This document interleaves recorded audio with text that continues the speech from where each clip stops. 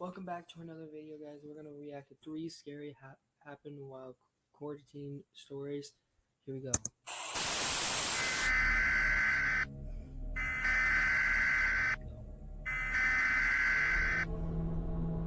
Here we go. Hope you guys watched the Henry Danger video for this one. With all this quarantining madness going on because of COVID-19, my family and I have fled New York State to our Massachusetts lake house to avoid contact with other people.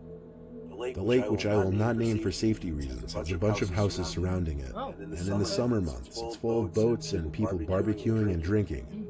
But right now, in late March when I'm writing this, it's kind of a ghost town here, and it's weird seeing it like this here. Anyway, I wouldn't be here writing this if something didn't go wrong, right? My younger brothers, who I'll call Steve and Glenn, were out on the deck overlooking the lake with me. We were setting up the table for a game of beer pong, which we invited our dad to play with us so the teams would be even. The sky had reached that point after sunset where most of the sky was dark, but there was still that hint of orange on the horizon. The lake was calm and quiet, not a single boat, and all the neighboring houses seemed to be vacant. We were truly the only ones around still. Our deck has a fire pit, so we lit that for extra light as well as heat because it was chilly. The four of us were playing a game of beer pong, and in the middle of it, Glenn grabbed his phone and lowered the music to his portable speaker. He and Steve turned around to look over the deck to the grass below. My dad and I went over to see what they were looking at. Glenn said he heard something below us, and he could see someone walk under the deck. The deck doesn't have a stairway leading down. You have to go inside and downstairs to get down there. So my dad and I went downstairs and out the back door under the deck. There was nobody there. My dad called out a bunch of times to confirm this, and we went back upstairs. The thing is, Steve swore by it as well that he also heard someone speaking from under the deck. What the heck? Regardless, we cut the game of beer pong short and went inside, making sure to lock the door. My mom and dad were up in their loft bedroom, while I was in the living room playing PlayStation. That's when it started. Loud, aggressive bangs on the sliding door. Accompanied with the bangs was a man's shrieks and screams. Sounded like he was screaming for help. The curtain to the door was shut, so I couldn't see who it was. But apparently everyone in the house heard it, because my brothers and parents came rushing to the living room. My dad yanked the curtain open to find himself face to face with some red-in-the-face man banging his fist on the glass, begging to be let in. What? He was claiming he was hurt and needed help. My dad asked, "Where are you hurt?" He didn't answer that, though. He just kept repeating, "Let me in, I'm hurt." My dad then yelled to get out of here before we'd call the cops. He yanked the blinds shut and told us all to shut and lock our windows if they were open. We all stayed in the living room together for a couple hours, just to be safe. We had a movie on in the background as we talked. Eventually, with no other uninvited visitors outside, we all split off into our respective rooms for the night. I was browsing YouTube videos in my bed when it happened. Crash, shattering glass so loud it made me jump out of my bed. My heart instantly started racing. I didn't know if I was the only one who heard it because I didn't hear my parents or brothers running out of their rooms. I picked up the phone and called my dad's cell. He picked up and whispered he heard it too, and to stay in my room and lock the door. I reminded him my door didn't have a lock.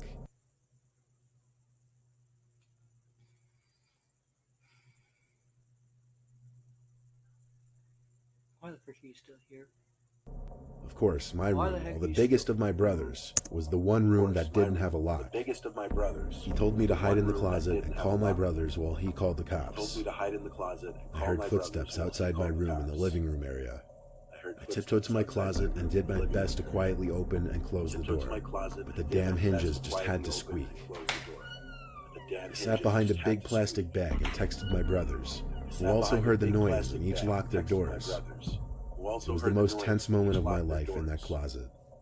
The bedroom door opened, and I could see through the strips in the closet door. Someone walked to my bed and sit at the edge of it. He then took off one of his shoes and started shaking it, as if to get something out of his shoe. He put his shoe back on, then his head actually turned to look at the closet door. I felt as though he was looking at me. There was just this silence for the longest time, until he finally spoke, saying, "I know you're in there. I'm sure your family already called the cops. I'm not sure what my next course of action should be." At that moment, I had to decide whether to stay in there or make a break for the door, and I chose the second option. I burst through the closet door, screaming in some kind of adrenaline boost. I made it to the door, expecting him to lunge for me and grab me, but he didn't. I ran up to my parents' loft and banged on the door. My dad opened it and let me in. I waited with them until the cops entered through the freshly broken back door. Then we left the room to meet them. The man who was sitting on my bed was no longer in the house. We checked every closet, under every bed, every little crevice of the house. The cops recommended we tape a bunch of garbage bags over the door and shut the curtain, and also that we stay awake for the night. My dad stayed in the living room the whole night, and first thing in the morning, he ran to Home Depot to buy a glass pane to fix the door. We're still actively quarantining in this house a week later. Send updates if the man returns. Oh my god.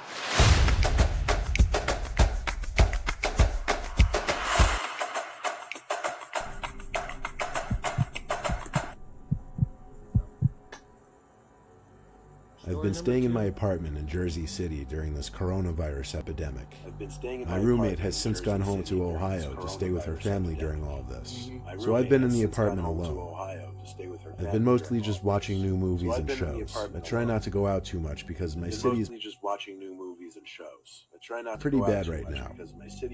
A couple days ago, I was running extremely low on food, so I had to make a mandatory grocery run. I went to the nearby Trader Joe's wearing a mask and gloves, which, including the insane line and limited stock, turned out to be a production.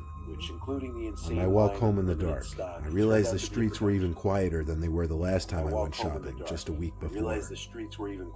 Suddenly, out from an alleyway, some guy wearing a mask and gloves approached me. He had a baby wrapped in a hoodie and small blanket in his hands. He seemed very sincere in asking me to let him take his son to my apartment real quick so he could change his diaper and feed him his food.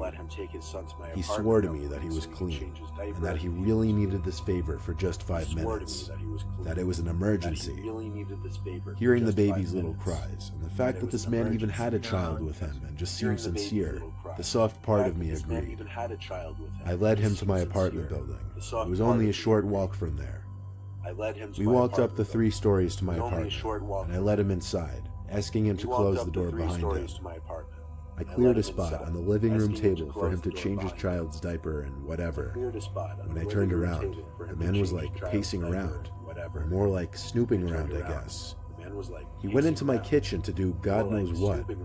I called over to him that I set up the table for him to use. He didn't answer. I started getting confused. I walked to the kitchen and saw him looking around suspiciously. And what else I saw confused me. The man was standing with what I thought was his child, held in only one hand. It took me a second to understand. It wasn't a child. It was just some baby doll wrapped up in a blanket. I'm assuming one of those realistic ones that make the crying and moaning noises. The man looked at me and pulled out a gun from his right pocket. That's where things went from 1 to 100 real quick.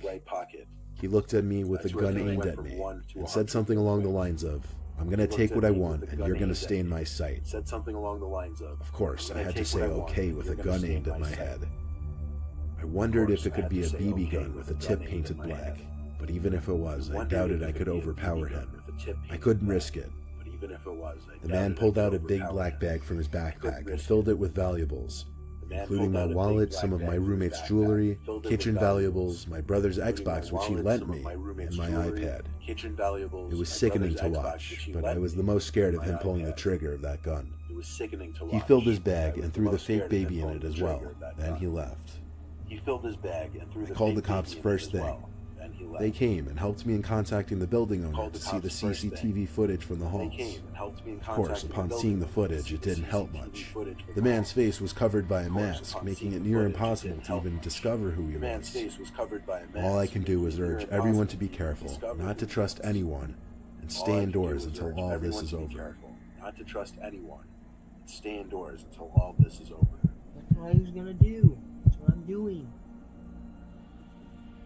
The past month, I've been quarantining in my apartment alone with minimal outside contact because of the virus. My apartment is the downstairs floor of a two-family house. The upstairs occupant isn't the landlord, he's just another tenant. I'm actually decently acquainted with the guy. His name's Rico. To be honest, he's a bit odd though. Of course, I hadn't seen Rico because I've been quarantining.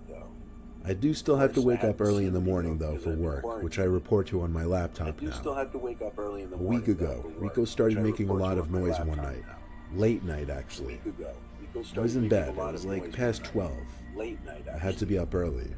And all of a sudden, I just start hearing constant thumping noises coming from the upstairs level of the house. It sounded like Rico was stomping around in boots or something. I waited for it to hopefully end eventually, but it just kept going on and on and on. Over 20 minutes of the stomping. I was so frustrated that I got up to knock on his door outside. I knocked a few times loud enough for him to hear. He never answered. I gave up and went back to my room though. Thankfully the noise had stopped. I wasn't sure if he heard my knocks and stopped because of that or what, but I didn't care much. I fell into a deep sleep for some time, till I awoke in my dark bedroom. The clock read 2:30 something. I didn't know what exactly woke me up at first. Then I realized it must have been the fact that the room was cold. I realized my window on the opposite side of the room was open about a foot. I knew for a fact I did not do that. I got up and quietly shut it, looking around my room paranoid. I checked under my bed and in the closet. No one there. It's not like anyone could fit through that opening in the window, but someone actually went out of their way to open that. That terrified me. I did a scope of the place with all the lights on. I could confirm there was nobody hiding inside, so I went back to bed with one eye open. And the noises upstairs started again, thumping and stomping. I couldn't take this anymore. It almost sounded like he was hitting the floor with a hammer or something. I went up to his door again and pounded on it, yelling his name as well. Once again, no answer. I went back inside and grabbed my phone and dug deep for Rico's number. I didn't have it saved. It was buried in my text conversation somewhere. When I found it, I called him. He didn't pick up the first time or the second, but on the third time, he picked up sounding confused and like he had just been woken up. I said in a rather annoyed tone that he needed to stop making the constant noises. He asked what I'm talking about, and I explained the thumping noises. Then he dropped the bomb, told me, "Jared, I'm not in my apartment. I went home to stay with my family a week ago. Call the cops." It suddenly made a lot more sense. And I realized the noises had stopped ever since I went back to the door. I hung up before saying another word and dialed 911, not wasting a second. As I was on the phone talking to the police operator, I heard it clicking at my bedroom window. Someone was outside trying to lift open the window, which I had just locked earlier. I screamed as I realized it, and then yelled at the operator to hurry with the police. She said they were on their way, and asked me to describe the man, but I couldn't, it was too dark. He seemed to hear my conversation, I would guess, and walked away from the window. 4 police officers showed up. I led them to the upstairs apartment, where the door was unlocked. I walked in behind the officers, and not much searching needed to be done. There was a man with long graying hair down to his shoulders, who was sitting on the couch, looking up at the ceiling, seemingly laughing. When the officers approached him to arrest him, the man focused in on me, still laughing. He started to point at me, and that's when I had to leave because I was too freaked out. I waited until the man was in one of the police cars before talking to the officers again. I locked Rico's door, and the cops just told me to keep a good eye on the place for the time being. Rico came back the following day to assess what was stolen. He has been staying upstairs since.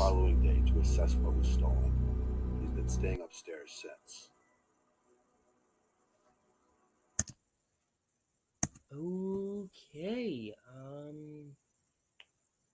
yeah, I don't like this scary crap, but it's me. Like, subscribe, turn on your notifications, and I see you guys in the next video, or in next Mr. Nightmare video.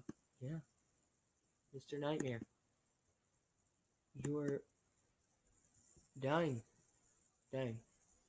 Peace.